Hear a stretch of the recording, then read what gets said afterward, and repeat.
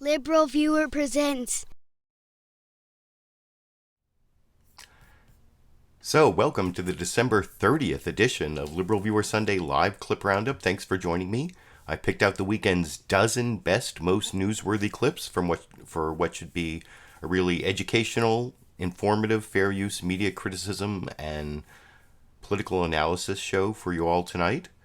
There's no Saturday Night Live or Real Time with Bill Maher, so I'm going to use for my political comedy source something, or political comedy for this evening, something that just amused me from Meet the Press this morning, which focused exclusively on climate change, which was both like a good thing and then I think sort of a little too self-congratulatory from Chuck Todd, as I'll talk about a little bit later.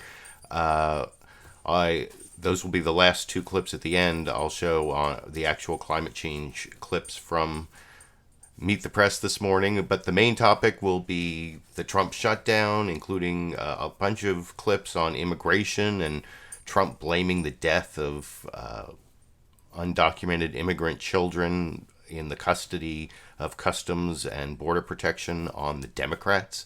That was an issue that came up in a lot of the interviews this morning. I'll have a clip of Lindsey Graham on SYRIA using an expletive to talk about the Democrats' argument as to who's to blame, and it's very emphatic but very wrong, as I'll explain when I get to that clip, and then I'll have the climate change clips at the end. All of the clips come from the big five corporate outlets of ABC, NBC, CBS, CNN, and Fox News, the so-called corporate media here in the United States.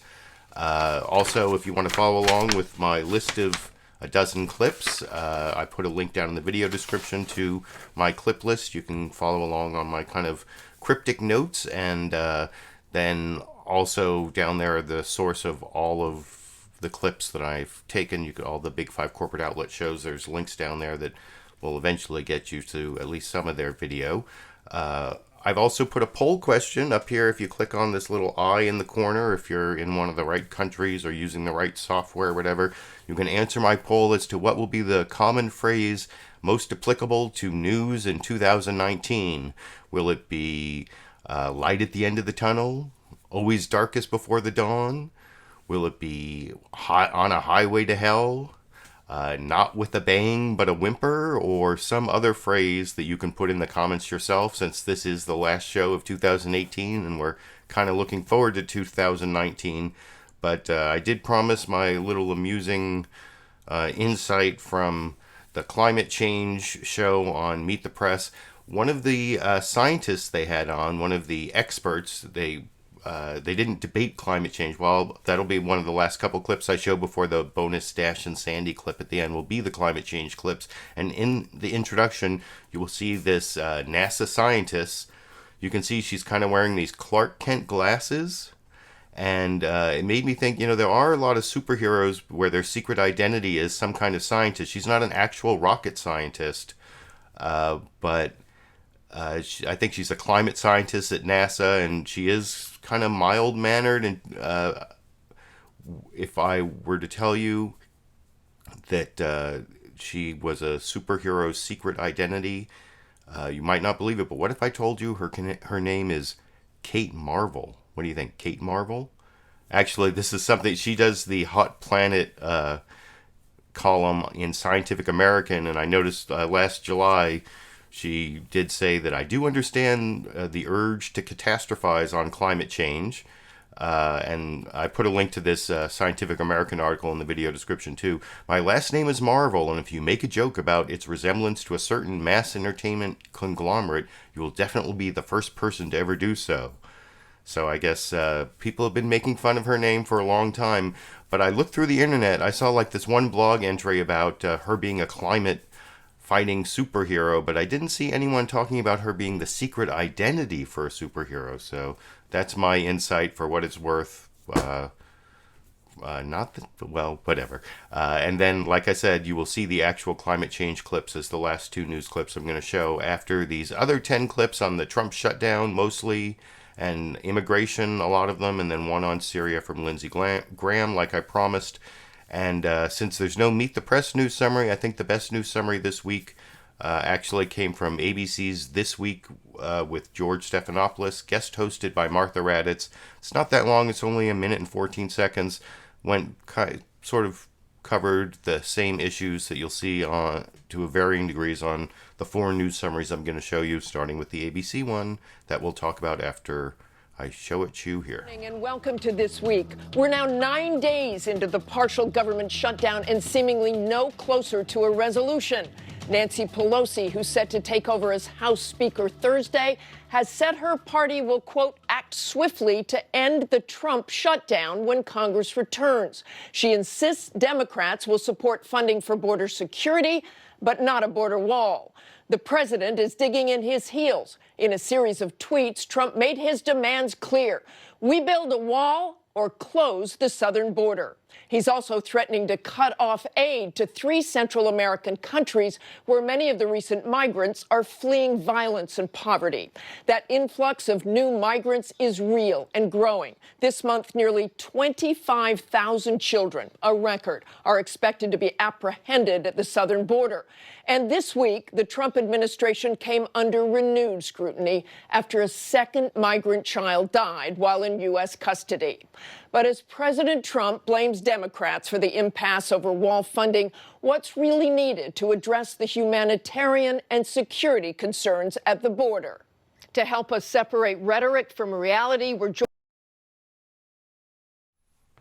And that's Kevin McAleenan, I think is how you say his last name, who is the Commissioner of Customs and Border Protection, who has had 2 children die in his custody just in the month of December.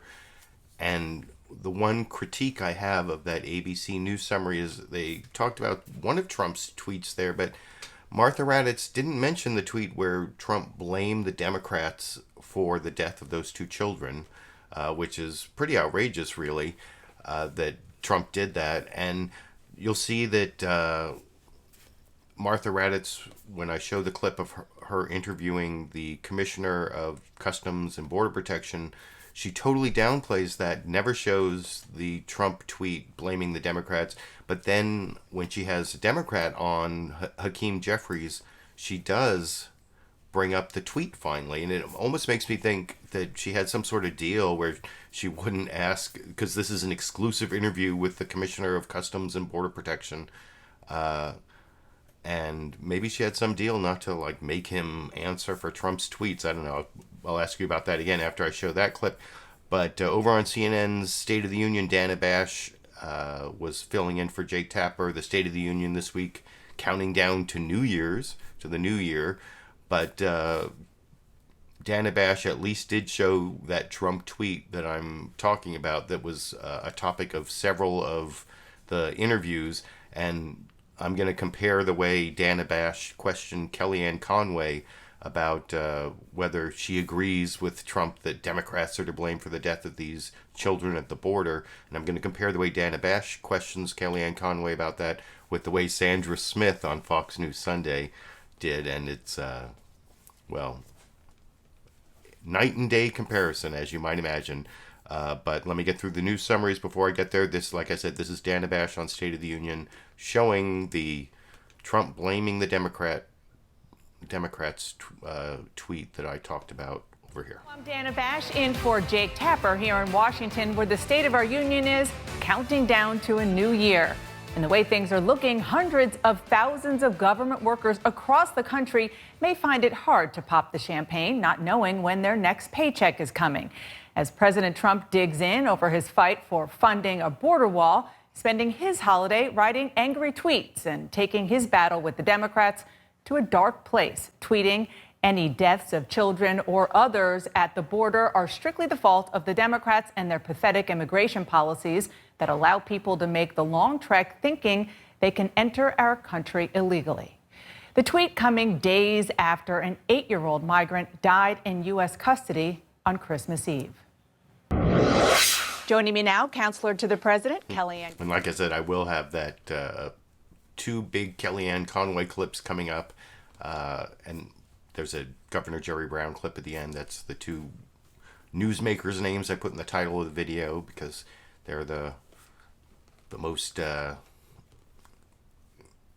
I guess the ones that I thought were most newsworthy for this week or most interesting for reasons I'll explain. And I am going to get to that Kellyanne Conway clip asking about the Trump tweet I showed where he blamed the Democrats for the death of the children at the border. But I want to compare these last two news summaries. Here's Margaret Brennan doing her brief news summary, just focusing on the shutdown, which everyone covered to some extent, the Trump shutdown or whatever. And I don't know why CBS focused on shutdowns of the Smithsonian and then the numbers of workers who are have to get back pay, but that's what you'll see in the 30 seconds from CBS this morning. Welcome over here. to Face the Nation. It's day 9 of the shutdown with no end in sight. There were long lines this week outside Smithsonian Museum locations, all 19 of which are likely to close January 2nd. Some 420,000 federal employees worked this week and will not receive pay for their time until the shutdown ends, while another 380,000 stayed home with no guarantee of back pay. Joining us now from Tuscaloosa, Alabama, is I will have a clip of Republican Senator Richard Shelby from Alabama also on this Trump blaming the Democrats tweet. And Margaret Brennan does actually ask him about it. But the place where it gets the least play and they give the most pro-Trump spin, as usual, is Fox News and Fox News Sunday with Sandra Smith in for Chris Wallace this week, doing an introduction and then sending it over to their reporter, Rich Edson, all of which, as usual, I think the whole thing could have been produced by the Trump White House, by Kellyanne Conway, and it's not quite as bad as the questioning of Kellyanne Conway I'm going to show in the next clip from Sandra Smith, but it's still pretty bad, as I will discuss with you after we watch that longest but worst of the news summaries this week over here. And hello again from Fox News in Washington. We're now into the second week of a partial government shutdown with no end in sight and Congress out until the new year. Both sides digging in over funding for President Trump's border wall. It's looking more and more like any deal will be handled by a divided government. In a moment, we'll talk with White House counselor Kellyanne Conway. But first, Rich Edson with the latest right here in Washington. Rich, good morning. Good morning, Sandra. It is a week-long stalemate that appears headed into next year. President Trump insists on more money for a wall on the southern U.S. border, one Democrats reject as immoral and ineffective. President Trump says he's in Washington, ready to negotiate. He tweeted, quote, "I'm in the White House waiting for Democrats to come on over and make a deal on border security. From what I hear, they're spending so much time on presidential harassment that they have little time left for things like stopping crime in our military." He's also threatened to shut down the U.S. border with Mexico to pressure Congress into approving billions more for a wall on the southern border. White House Budget Director Mick Mulvaney says the administration has offered Democrats a deal that would spend less on a wall than the $5 billion the president is demanding. Thank you very much, everybody. He says Democrats have just shut down discussions. Democrats say they've offered more money for border security, though refuse to budge on wall funding. Let's spend the money wisely. After all, it is a large amount of money, $5 billion. That's taxpayer money, or it's borrowed one way or the other. After they take control of the House Thursday, Democrats say they'll pass a bill to fully open the government. Though without agreement from the Republican-controlled Senate and White House, the shutdown would continue. Federal employees are scheduled to return to work Wednesday after the New Year holiday, though about 800,000 will either be furloughed or working without pay until Congress funds the government and approves back pay. And more federal offices say they're running out of money. The Environmental Protection Agency says it's implementing its shutdown plan, and the iconic Smithsonian Institution says Wednesday it will close its museums, research centers, and the National Zoo. Sandra? Rich, thank you. Joining us now, counselor to the So I don't know, are those big threats to conservatives? The Smithsonian, that's like science and history. Conservatives don't really like science and history, and the EPA, they certainly don't like the EPA. Is Fox trying to send a message to Trump's base there that the parts of the government getting shut down? I mean, they don't mention the Coast Guard, which is not gonna. They came out with one way to one more paycheck for the Coast Guard, and then they're out of pay. I also noticed that in that Fox News Sunday news summary, Rich Edson, they showed a clip of the infamous 17-minute live TV meeting between Donald Trump and Chuck Schumer, the leader of the Senate, the Democratic leader in the Senate, and Nancy Pelosi, the incoming Speaker of the House. And all they showed was Trump saying, "Thank you very much." And they didn't show the part where he said, "I'm going to be to blame for the shutdown." And they did make it seem kind of like the Democrats were to blame. And they said, Congress has to fund this, or it's all, they're not going to get paid till Congress.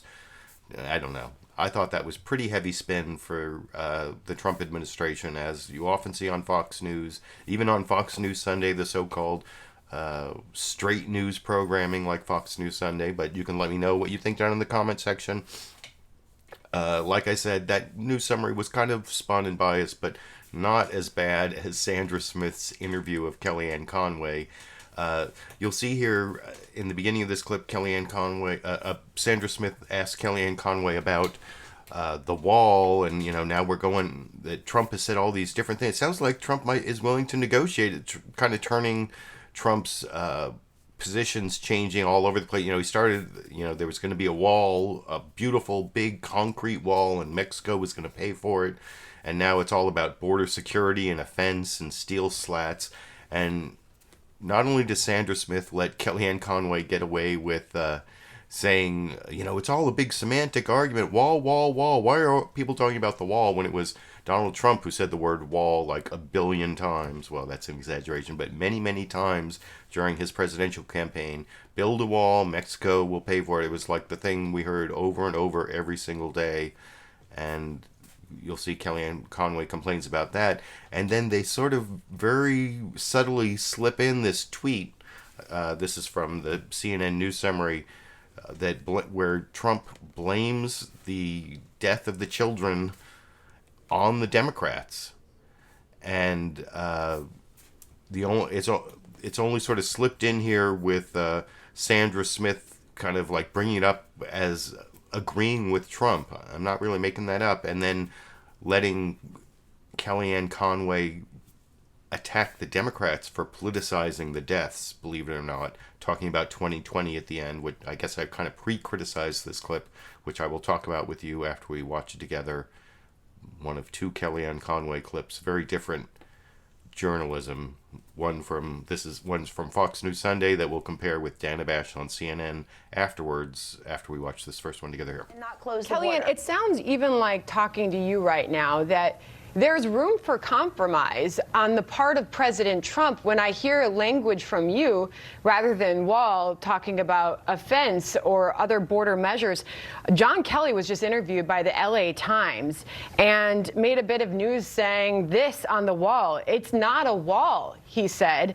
The president still says wall. Oftentimes, frankly, he'll say barrier or fencing. Now he's tended towards steel slats, but we left a solid concrete wall early on in the administration when we asked people what they needed and where they needed it. And furthermore, on this back and forth, this was Mick Mulvaney, the president's acting chief of staff, on Friday on that issue. The Democrats have simply shut down the discussions. They did not even counter us. We went back to them, by the way, after their second $1.3 billion and picked a number less than 5. So we actually came off of our $5 billion slightly. They, instead of coming up from their $1.3 billion, left town. So perhaps you can use this as a message to Democrats. Where is the president willing to give on these issues? Is it on a dollar amount? Is he willing to come off that $5 billion? Is it simply in the language and the wording of the wall or the fence? Well, it is a silly semantic argument because people who just want to say wall, wall, wall want it to be a 4-letter word and not respect what Customs and Border Patrol and ICE tell us they need, which is enhancements at the border. There may be a wall in some places, there may be steel slats, there may be technological enhancements. And so, but always saying wall or no wall is being very disingenuous and turning a complete blind eye to what is a crisis at the border when it comes to the drugs pouring in. All the fentanyl that ICE interdicted last year, enough to kill every man, woman, and child in this country, didn't walk over the border by itself. The gang members who are coming in, the folks who are coming in, the criminal aliens, because the Democrats voted against Kate's law, sanctuary cities law. They voted against the removal of criminal aliens law. Now they're not coming to the table of border security. I believe the president is already compromised.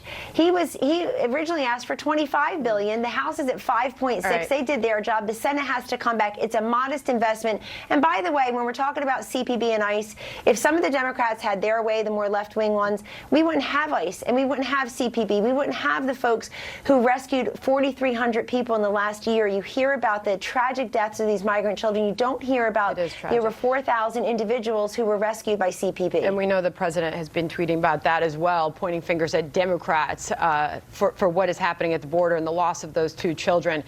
This needs to be a bipartisan issue. It needs to be a nonpartisan issue with a bipartisan solution. Border security and national security is everyone's business, and it is dismaying to watch a number of these Democratic senators who, instead of coming to the table and talking about border security for this nation, Sandra, running in 2020. So the big standoff story about them continues. this weekend is they're talking about 2020. Clearly, based on the this president's discussion, talking about 2018. The shutdown continues. The standoff continues. We'll see what happens here. Got to get to a couple other things before we let you go, Kellyanne. The markets this week. While we have seen during this presidency, President Trump tout record-breaking U.S. stock market, it's not been the case this month. In the month of December alone, it's on track to be the worst month for the U.S. stock market in almost 10 years. It's down 9% this month. What is the president saying today on the state of the markets and the volatility that we've seen?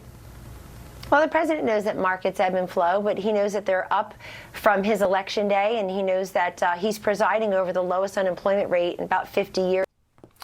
I kept it playing through that because first, the last thing Kellyanne Conway said, that the market has been up, and even though it's down now, unemployment is still low, but the market down now. Well, the market is a leading indicator. It predicts future recessions. In fact, sometimes it predicts future recessions that don't happen.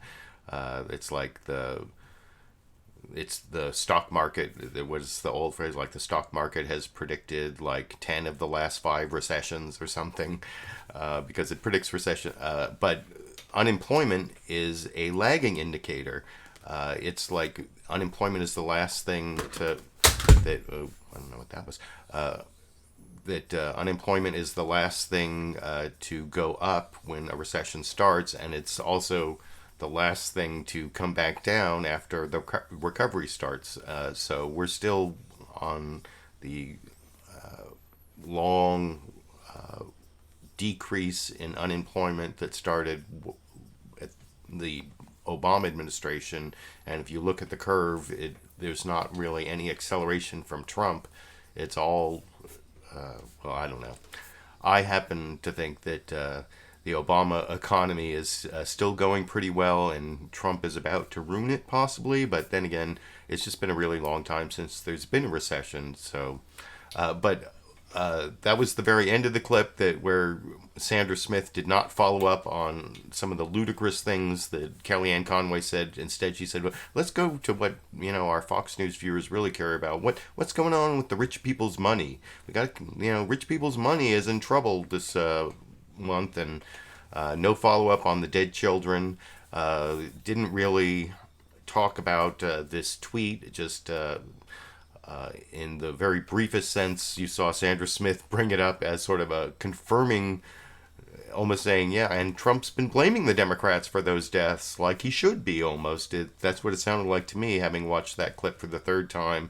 And also let Kellyanne Conway get away with saying that, fentanyl doesn't walk across the border, and, the opioids, and I've talked about that in previous episodes, that actually the opiates that come over the border actually usually come in vehicles at points of entry, not taken across the border by undocumented immigrants between ports of entry. So that's not, a wall's not going to do anything about that. And that is my critique of what Kellyanne Conway said and a little bit of what Sandra Smith said. But if you really want to see how a journalist would deal with some of those same talking points, and especially with Kellyanne Conway trying her very best to evade answering the question as to whether she agrees with Donald Trump that the Democrats are to blame for the death of these children. she doesn't show this tweet again, but this comes right after the CNN State of the Union news summary I showed. And actually, Kellyanne Conway shows that she watched the news summary and saw this tweet. And here is Dan Abash doing a much better job than Sandra Smith in the previous interview on the very same topic, which I will discuss with you after we watch together over here. That was President Trump's first comment on the deaths of those two children at the border, explicitly saying Democratic lawmakers are culpable in those children dying. Is that something you want to defend this morning? Dana, the president's press secretary and incoming acting chief of staff had already weighed in publicly about these tragic deaths, and it is a tragedy. I've discussed them directly with the president, and I requested and received a briefing from CPB about both Jacqueline and Felipe's deaths. Any death of a child, any death of anyone is an utter tragedy. I think the president's point is an important one, which is that he's stayed in Washington to negotiate border security and to get funding for DHS and ICE and CPB, and of course enhanced border security, which Democrats, until he took over as president, were all in favor of. And we are allowing these people to take their children on a perilous journey without correcting the falsities. They're being promised something that people can simply not deliver upon. Kellyanne, I want to talk about people to subject these children to these perilous journeys. I want to talk about that policy in a minute. But the idea is that the president's aides, now you're one of them, have said that they have empathy for the deaths of children who are coming across the border with their parents. But the president hasn't. The only thing he has said is something that is very political and, frankly, misleading with regard to Democrats being culpable for the deaths of children. Dana, the president would like the Democrats to be in 2019 who they've been in 2006 with the Secure Fences Act. Earlier this summer, in fact, dozens of Democrats voted for DHS funding. In a certain committee, 10 Democrats voted to approve enhanced border security funding. Where are they now? And what the point he's making is that our DHS and CPB, Customs and Border Patrol statistics, show that unlike in the past, where the vast, vast majority of those coming over the border illegally were single males and were coming from Mexico, they're coming from the Northern Triangle countries now, and they're coming as families, or they're coming as unaccompanied minors, as you know, unaccompanied children. We simply cannot absorb all that, and unfortunately, and very tragically, it does result in some death. Now, in Felipe's case, his father and he came into El Paso, I'm told, one of the busiest ports of entry. They were being held while their claims were being processed. He took ill. He was taken to the hospital twice. And unfortunately, he is now deceased. In the case of Jacqueline, they were very, very far from a port of entry. 163 people needed to be put on a bus and I just want to say that according to your government, that accommodate 50. No. I went and got a briefing because I'm concerned about this. Mm-hmm. And that's important. It's also important to note that the president tweeted not just that Democrats are responsible, but that they were ill before they were coming over. And his own government, the CPB, has said in several statements that they've tracked them and that that's not the case. I want to move on, Kellyanne, to where we are right now. Well, but I don't want to move on from children's death and what the president's saying, because I think this is very important. Okay. I don't like some of the Democrats using these deaths as political pawns. But isn't that exactly what the president just did? No, the president is not doing that. The president does not want these children to come on the perilous journey to begin with. They are paying. Now, some of them are paying the ultimate price, but many of them, all of them, are paying these coyotes who don't give a whit about human life. But this is not a new policy. This is a policy that has been in place with Democrats in charge of the White House, with Democrats in charge of Congress, and Republicans in charge of both the White House and Congress. The courts have screwed this up, and the Congress has failed to close loopholes that make people believe they should come here as a family unit. We simply are trying to absorb the new illegal immigration, which are larger, higher numbers of family units and unaccompanied minors. You know the statistics, you've seen them. And I do want to say that those Democrats who in the past voted for the Secure Fences Act of 2006, if they want to call it the Secure Fences Act of 2019, call it whatever you want, because the House, they did their job. They passed over $5.6 billion in funding that is not just for a wall, it's for technology. Kellyanne, it's for let's talk about steel slabs. let's talk about this. Let's talk about the solution, if there is any.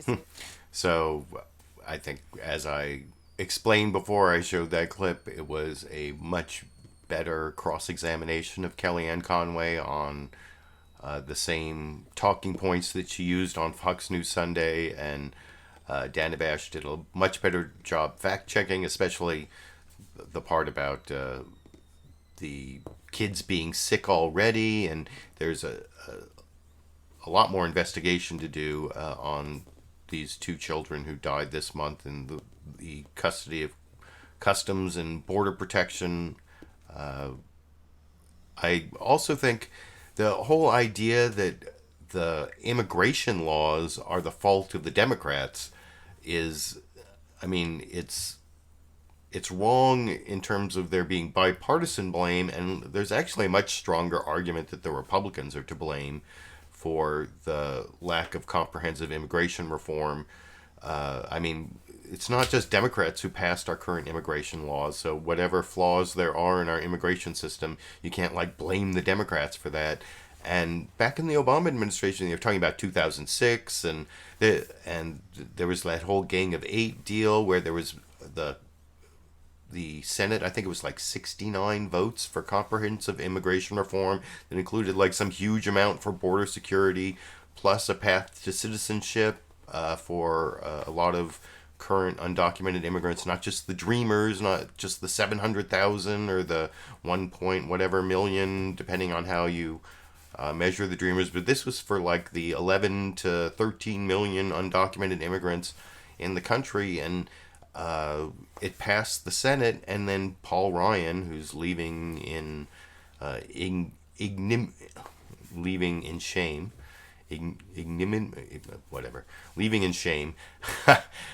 he wouldn't put it up for a vote, even though it would have passed because it didn't meet the Hastert rule, which is the Republican rule for not putting up a bill that won't get a majority of the majority, and it's named for a Republican pedophile, but they're still sticking to the Hastert pedophile rule, I guess. But and that's why the Republicans are more to blame for the lack of comprehensive immigration reform than the Democrats. So that's a whole other level of how this whole blame the Democrats tweet from Donald Trump is totally bogus. But beyond the whole Kellyanne Conway juxtaposition of the two clips between Fox News Sunday and CNN's State of the Union, I also wanted to show this clip of the exclusive interview that Martha Raddatz got with the Commissioner of Customs and Border Protection, Kevin McAleenan, I think. I'm probably mispronouncing his name. But as I mentioned earlier in the program, there's something kind of weird about the way Martha Raddatz dealt with the Trump tweet. She almost seems like she's about to mention it when she's talking to the Commissioner of Customs and Border Protection, but she, instead of wait, let me look at my notes here. Instead of actually mentioning that Trump blames the Democrats for the death of the children, she says that at one point she briefly says, it's almost like sotto voce, she's whispering Trump blamed the opposition party, that briefly appears in this ABC interview with, it's almost like I said, there was some deal beforehand that she wouldn't make him answer for Trump's tweets. You can let me know after you watch what I'm talking about in this 1 minute, 11-second clip from ABC's This Week with George Stephanopoulos, hosted by Martha Raddatz this morning over here. Nielsen, DHS Secretary Nielsen, said in a statement she laid blame on smugglers, those who want open borders, and migrant parents who put their children at risk by taking the journey. President blamed the opposing party. Does the federal government bear any responsibility for these deaths? So I think this is a multifaceted problem that requires a multifaceted solution. You mentioned the legal framework. Based on that Flores settlement and the court decision, families are going to be released. So that's inviting families into this dangerous journey. We need a sober-minded, nonpartisan look at our immigration laws to really confront and grapple with the fact that children and families are coming into this cycle. That's first and foremost. We also need to invest in Central America. The State Department's announcement of an unprecedented increase in aid, I think, is a tremendous step forward. There are green shoots of progress, both on security and the economic front in Central America. We need to foster that and help improve the opportunities to stay at home. We need to partner with Mexico. No question, we need to work with the new administration of President Lopez Obrador and have a joint plan for dealing with migrants in the hands of transnational criminal organizations. Let me go back to Honduras, El Salvador, Guatemala. You have traveled there. You talked about that. And that is just another example of the long-running commentary I have on Martha Raddatz as a host. It's sort of the Martha Raddatz paradox. I don't know what you would call it, but I respect her as a reporter. She has really long-standing, close ties to a lot of people in the military, and I don't know if that has to do with her getting this exclusive interview with the Commissioner of Customs and Border Protection. Later, she had an interview with former General Stanley McChrystal, who said he doesn't think generals should serve for the immoral Trump administration. I don't have any clips from that, but down in the video description, you can watch the whole thing if you want. But like I said, the Martha Raddatz paradox is she has like really close ties and great access to military and I guess law enforcement, semi-military people like Customs and Border Protection. And in exchange for that access, though, she seems to have she's like a little too empathetic or a little too soft, or, I mean, she does ask good questions. But I don't know why she did not directly show this tweet and ask him to answer for Donald Trump blaming the Democrats for the death of these children who actually died in the custody of Customs and Border Protection. And that was the guy who is the commissioner of that agency did not ask him about that. And instead, just to show that it's not like she didn't know about the tweet, because she quoted it when talking to the Democrat member of Congress, the Democratic member of Congress, Hakeem Jeffries, who was also on the show. This is a clip of just a little over a minute, just to show that Martha Raddatz knew about that tweet. And why would she ask the Democrat about it, but not the actual Commissioner of Customs and Border Protection? That seems very odd to me. You can explain if you think I'm like coming up with the wrong explanation, that she's just going soft on military / law enforcement people because of the long-standing Martha Raddatz paradox. That's my interpretation. You can give me your interpretation. And to give you the final piece of evidence that I think supports my theory on it, here's Martha Raddatz bringing up the actual Trump tweet that she didn't bring up with the commissioner, but she does bring up with the Democrat over here. The president, in a tweet, blamed the Democrats for the death of the 2 Guatemalan children, saying any deaths of children or others at the border are strictly the fault of the Democrats and their pathetic immigration policies that allow people to make the long trek thinking they can enter our country illegally. They can't. If we had a wall, they wouldn't even try. Your reaction to that? Well, that's a completely unreasonable statement from the president, but not unsurprising. At the end of the day, many of the families and the children who are leaving these very violent Northern Triangle Central American countries of Guatemala, Honduras, and El Salvador are fleeing places that are overrun with gangs, with drug activity, with sexual predation. Many of them have a credible fear of persecution consistent with our asylum laws. They have a legal right to be heard to determine whether they have a basis for establishing asylum. And the fact that Donald Trump continues to ignore that legal reality is just shameful. The Trump administration announced it's reached an agreement with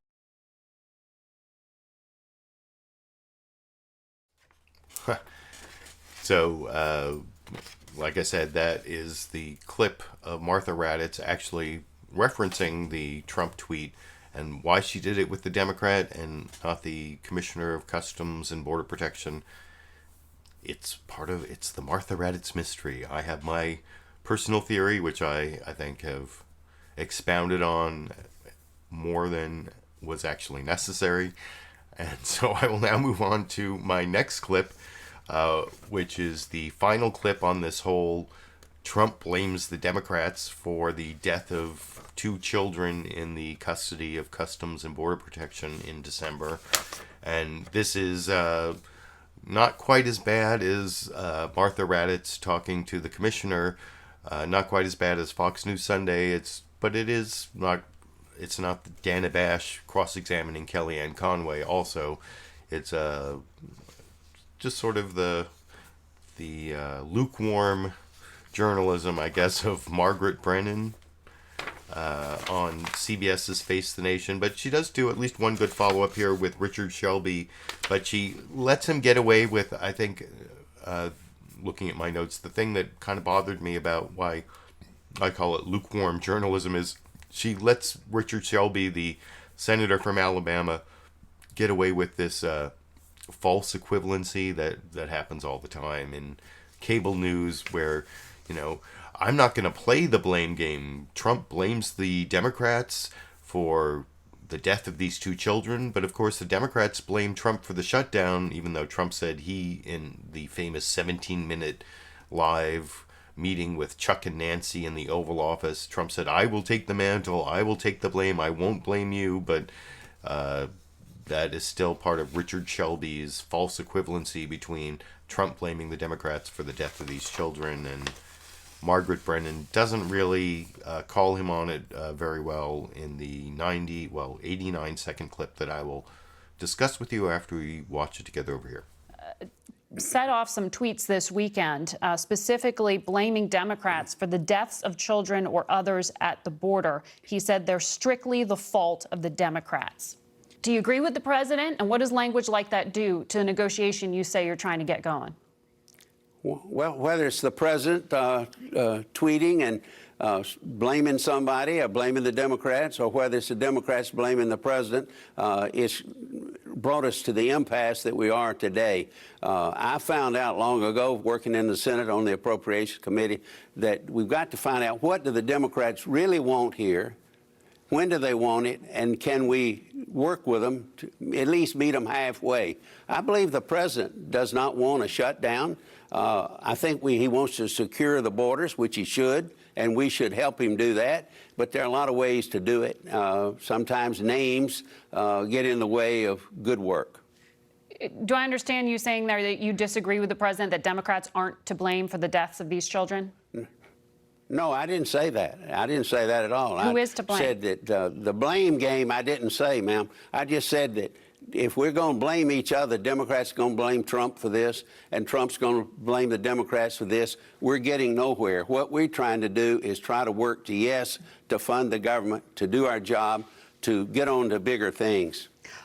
House Democrats take control. So I think I pre-criticized what Margaret Brennan did there before I showed the clip, the false equivalency thing and all that. But there's one thing in there I almost used for my political comedy at the beginning instead of the whole Kate Marvel thing. There's a very brief part of that clip, if you go back and watch it, where Richard Shelby says, well, we'll have to find out what is it the Democrats want and when do they want it.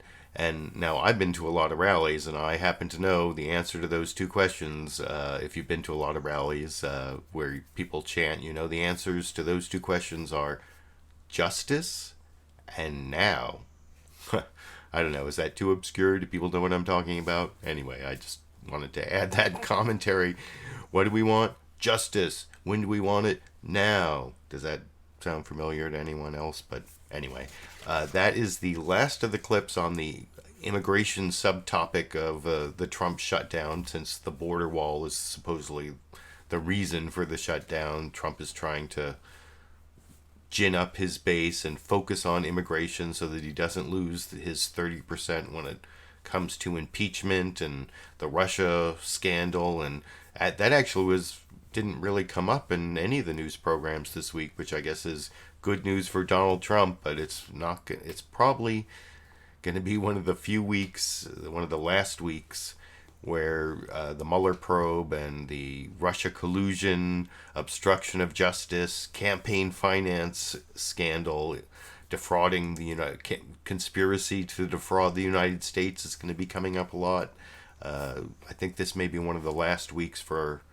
There may be a few more. They talk about the Mueller probe being in the middle of February. I just heard, was it on one of the programs? I heard them saying, well, middle of May is his 2-year anniversary, so that's probably when he's going to try to wrap it up. So maybe mid-February to mid-May we'll get the Mueller report, but nothing about it this week. One other topic about the Trump presidency before I get to the 2 clips on climate change at the end that I promised.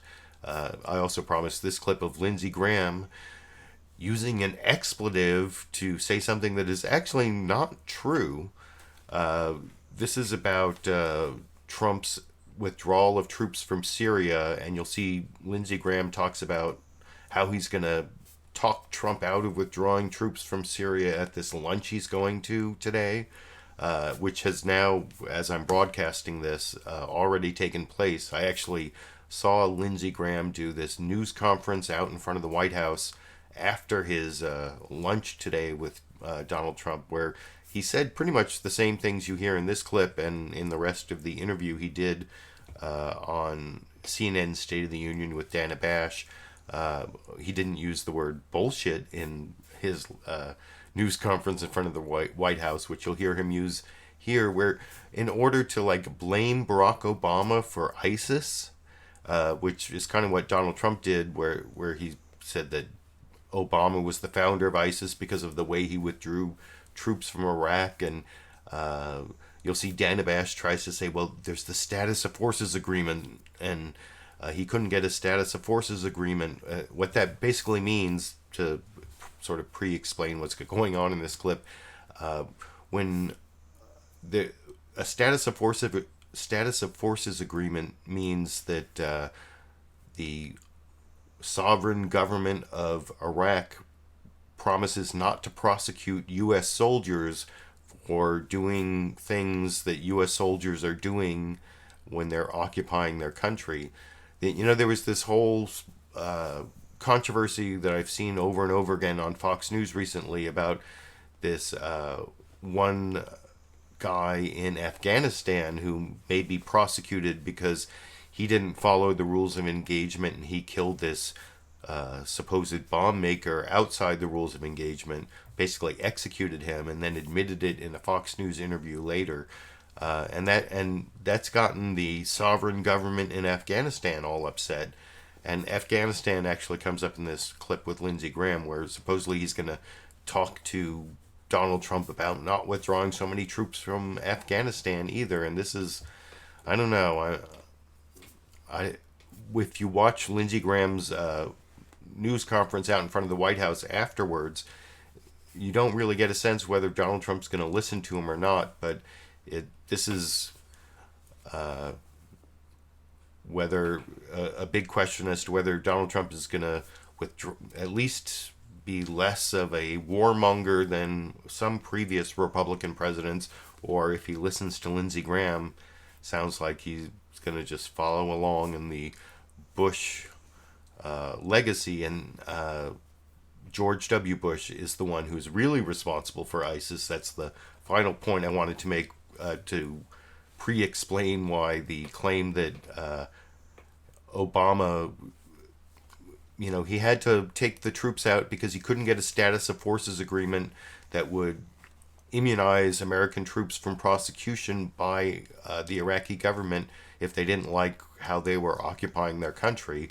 And you can't keep forces in a country that are going to be prosecuted for doing their occupation job or whatever. I mean, it's all, the whole thing is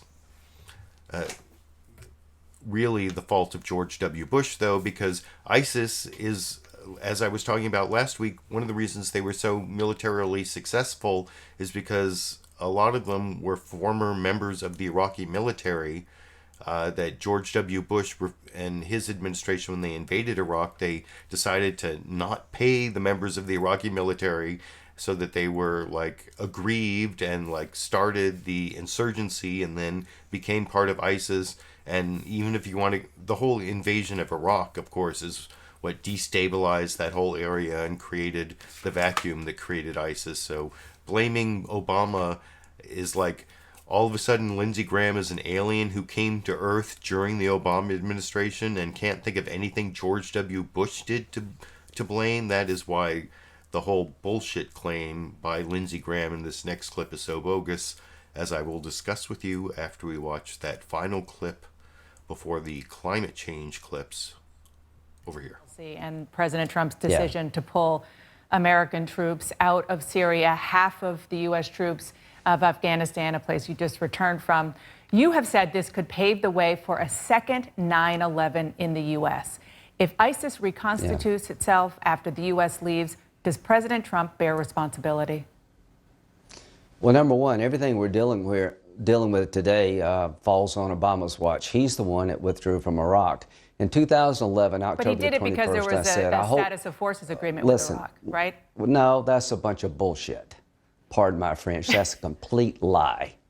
Why? That's a that complete, didn't happen? absolute lie. I've been there. Yeah, I was there talking to the Prime Minister of Iraq, and he said, how many soldiers you're talking about? Obama wanted to get to zero. He got to zero. And October the 21st, 2011, I said, I hope the president's right. Now I'm wrong, but I fear this decision will come back to haunt us. ISIS came about as a result of our withdrawal from Iraq. The caliphate was established in Syria because Obama sat on the sidelines and watched the place be dismembered. Now President Trump. Let's focus on now. Go for it. Now he was dealt a bad hand by Obama, and he needs to play it better than he's playing it. Keeping the troops in Iraq is great.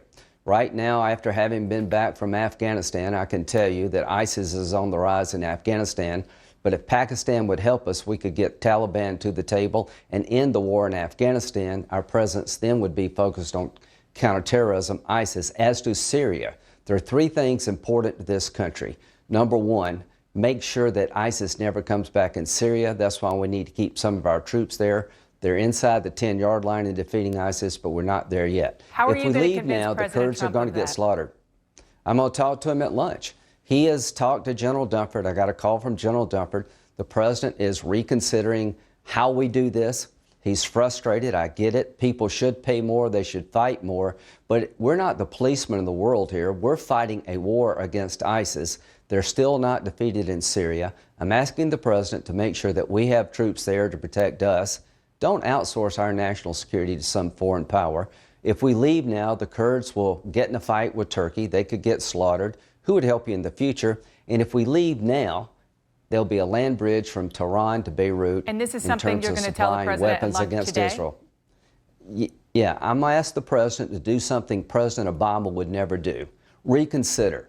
This is being done by President Trump against sound military advice. The president went to Iraq. Thank you very much for going.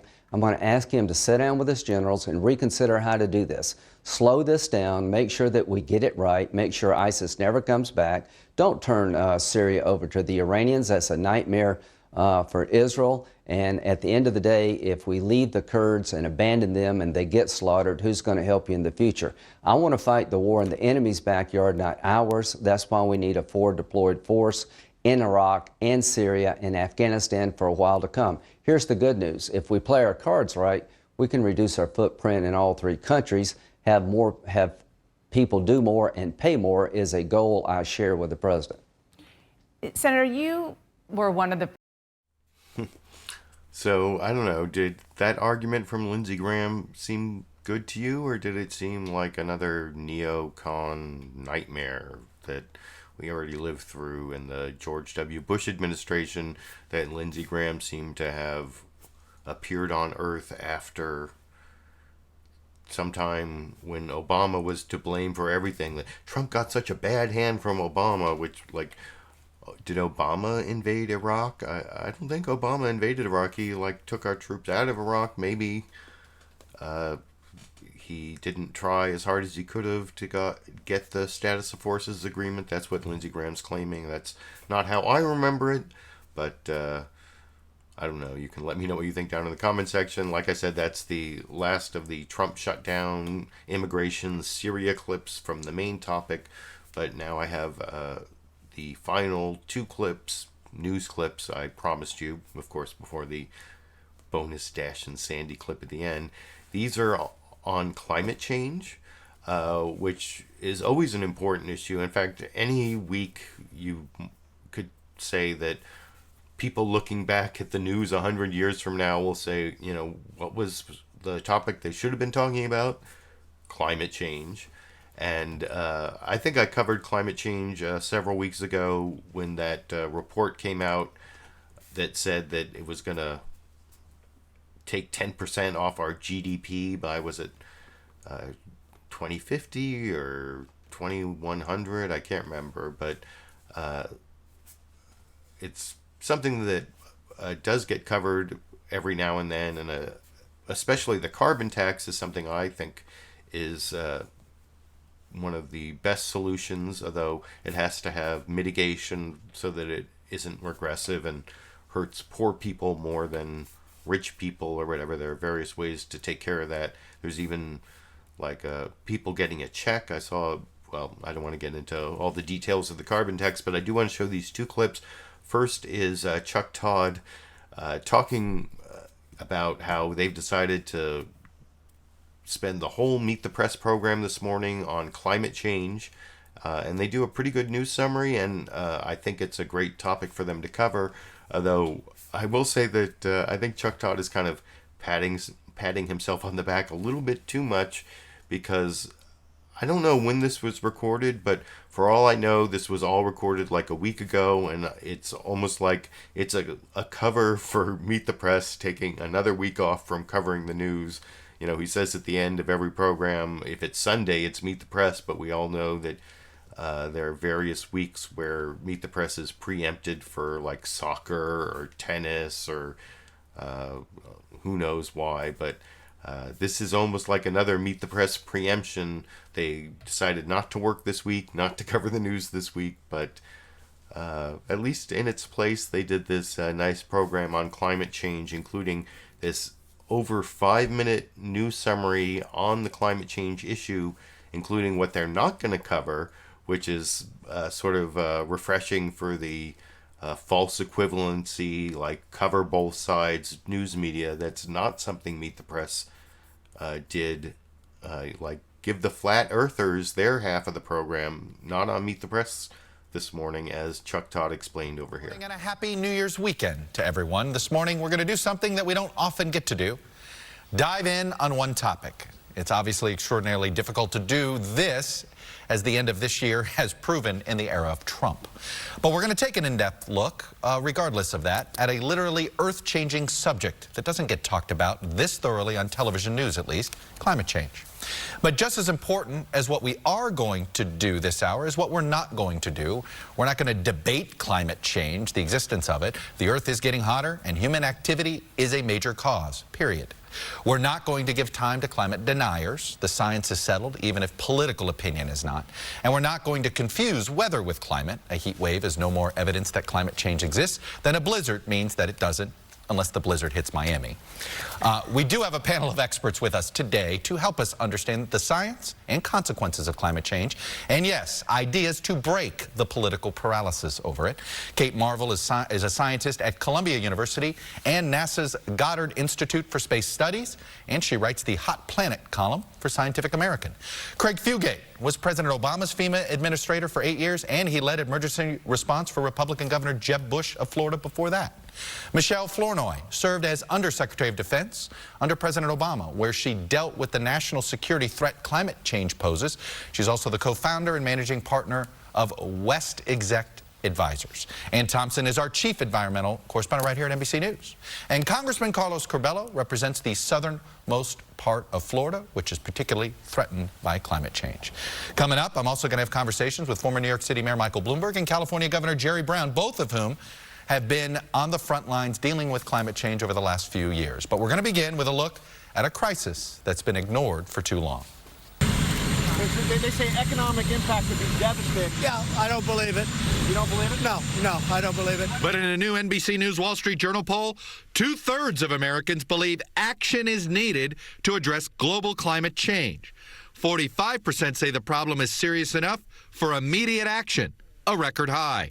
Climate-related disasters, from wildfires we lost a lot, to more intense storms, extreme rain events, and floods, are already a serious threat and getting worse. House is flooding, and it's rising way too fast. I just was in such denial. I didn't put anything up. I didn't grab anything. I saw the watermark in my basement. It was over my nose. The drive down here was almost as bad as seeing my place. Just gone. Glaciers are disappearing, and Arctic ice melt is producing rising sea levels and rewriting global weather patterns. All 5 of the warmest years on record in the Arctic have come since 2014. And these rising temperatures have already cost the U.S. economy. There's consequences, serious consequences. We're talking about not necessarily whether you and I, have something to eat tonight.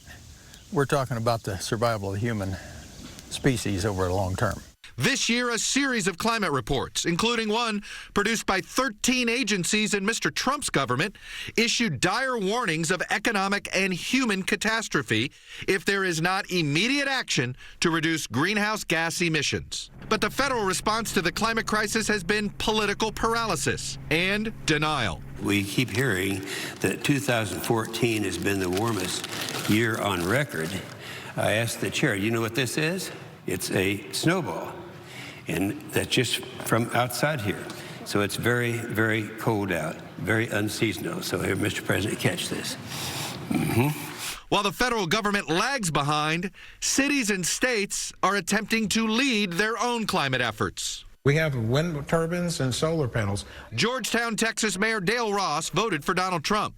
Last year, his city became the first in Texas to convert to 100% renewable energy to power its grid. What can those knuckleheads in D.C. do to regulate that increases our cost? Now a growing group of Democrats in Congress, pushed by grassroots progressives who want aggressive climate policies, are calling for a Green New Deal. This is going to be the Great Society, the moonshot, the civil rights movement of our generation. While some Democrats are mindful of the Yellow Jacket protests in Paris, sparked by anger at a fuel tax, a majority of Americans believe that failing to address climate change will be more economically costly than new regulations designed to prevent global warming. And Democrats eyeing the White House are highlighting an issue once considered a political liability. Climate change is real, and it is urgent problem that we need to bear down on it. Every Democrat running anywhere in America needs to make it a central message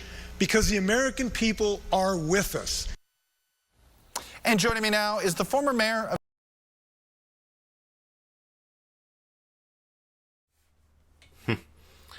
And I think that was, like I said before I showed the clip, I thought that was a generally good news summary of the climate change issue, and especially avoiding some of the pitfalls that a lot of the media gets into about false equivalency and giving equal time to people who are making arguments that don't make sense. And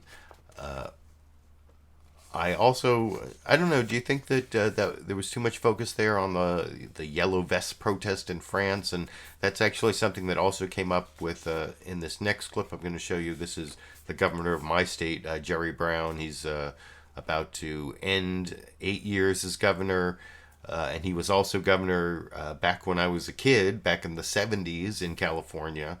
And he's had 2 different terms that have spanned pretty much my entire lifetime, especially my time in California.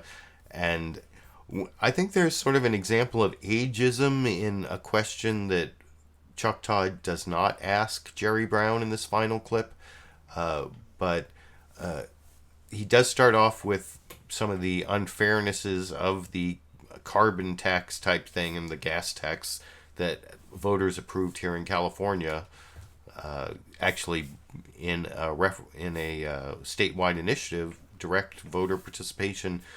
Here in California, we decided we were going to vote in favor. I voted for the gas tax, and after the legislature did.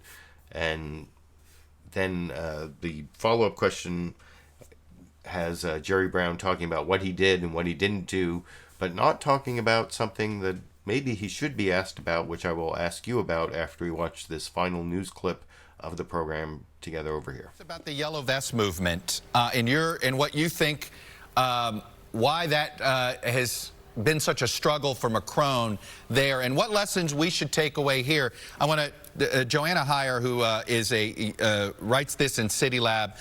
She is a UC Davis, I think, a postgraduate student. She writes this: if everyone in the state, talking about California, if everyone in the state had equal access to quality public transportation, the gas tax would be a fair incentive to motivate people to ditch their cars. As it is, it punishes people for not having access to transit options that meet their needs. It seems to me the Yellow Vest movement in France, that's the disconnect there.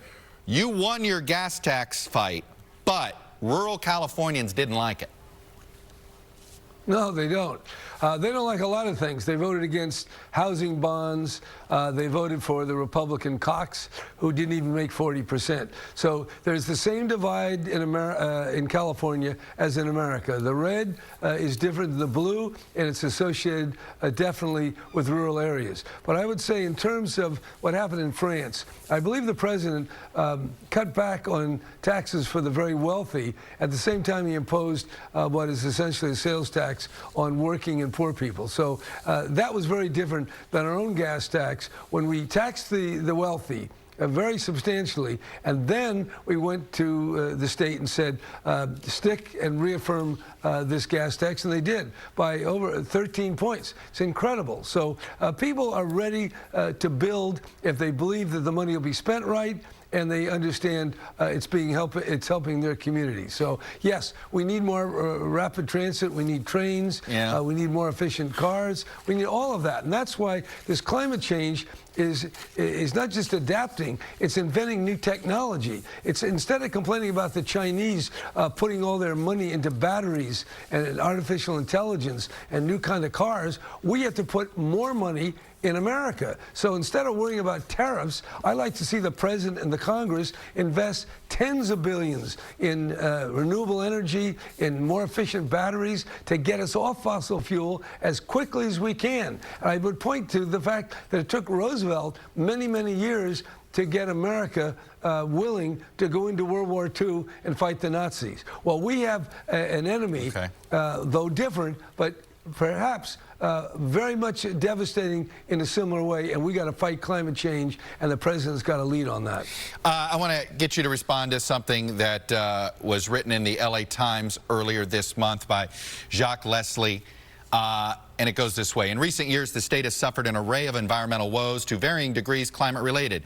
The catastrophic fires, drought, heat waves, encroaching sea levels, dwindling fish stocks, toxic air quality, to name just a few.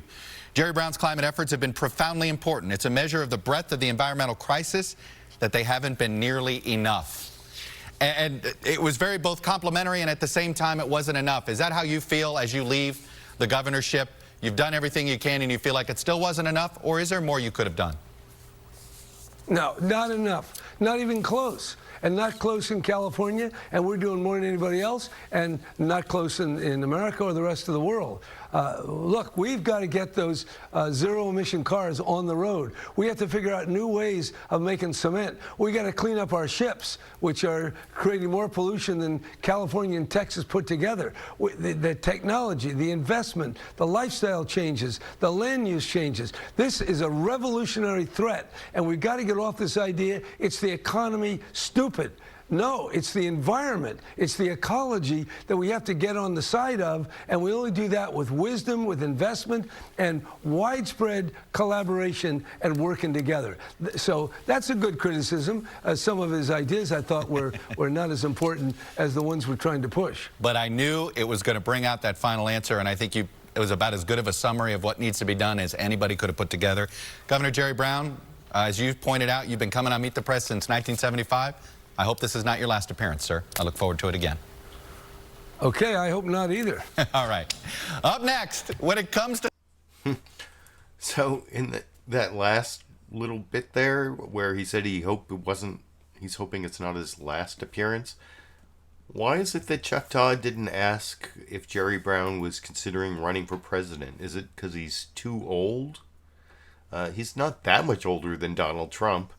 I mean, I think he's been a pretty good governor. There are a lot of things it's not like I'm 100% aligned with the things he's done. I've done a lot of work as an ACLU activist fighting for the ACLU priority bills in California, and over the years Jerry Brown has vetoed several of them, so and I think he's been too close to law enforcement and the corrections officer union, which are like big powers here in California, so it's not like he's some liberal Governor Moonbeam dream candidate for someone who has fairly leftist principles like me, but he's a really serious person. You can tell just from that last clip.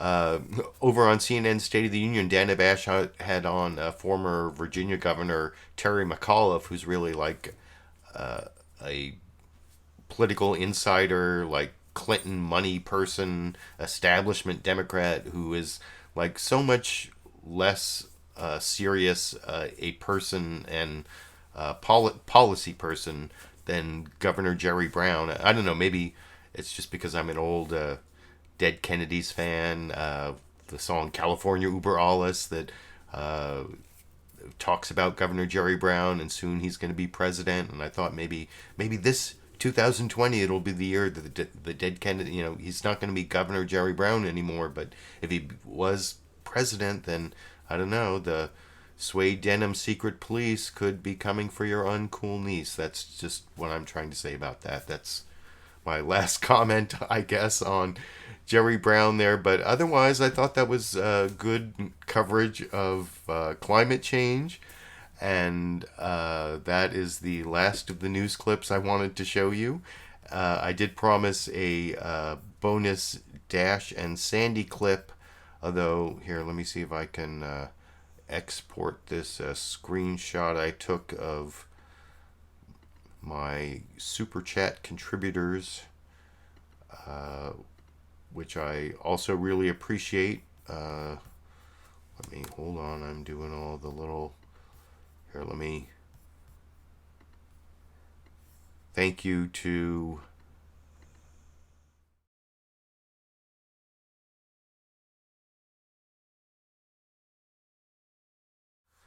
so that's a really nice way to end 2018, and like I've been saying for a long time, I'm hoping to cover the almost inevitable Trump impeachment in 2019 with the House at least taking up the issue of impeachment in hearings in 2019, probably even voting for impeachment based on the scheduling of the Mueller report I discussed earlier. So if you want to support that effort and my coverage of the corporate media's coverage of the Trump impeachment, you can do that through the Super Chat contributions like those people, or down in the video description there's a link to my Patreon page.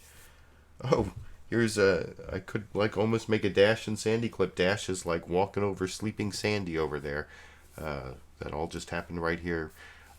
That's one thing I've been thinking about in 2019. I might try to get a second camera so I can do like live, like a Sandy cam. What do you think? Should I do a Sandy cam in 2019 for my coverage of the Trump impeachment?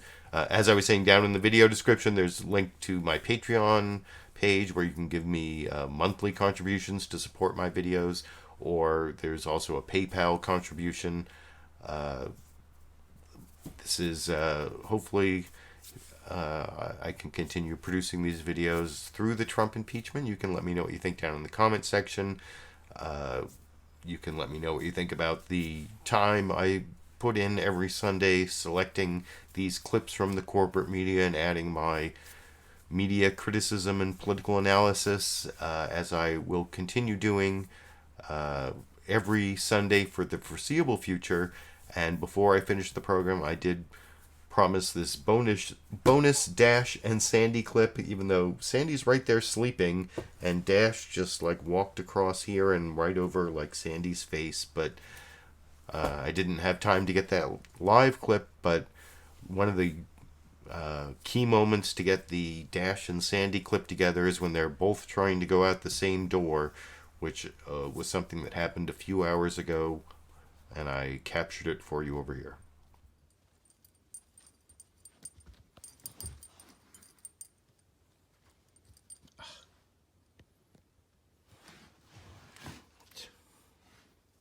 Come here. Go out this way, okay?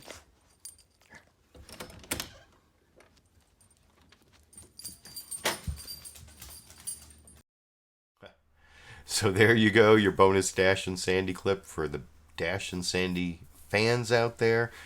I hope you enjoyed the program. Like I said before, I showed that clip, and until next week, I guess I will be seeing... Oh, I just got another big Super Chat contribution. Thanks for that contribution.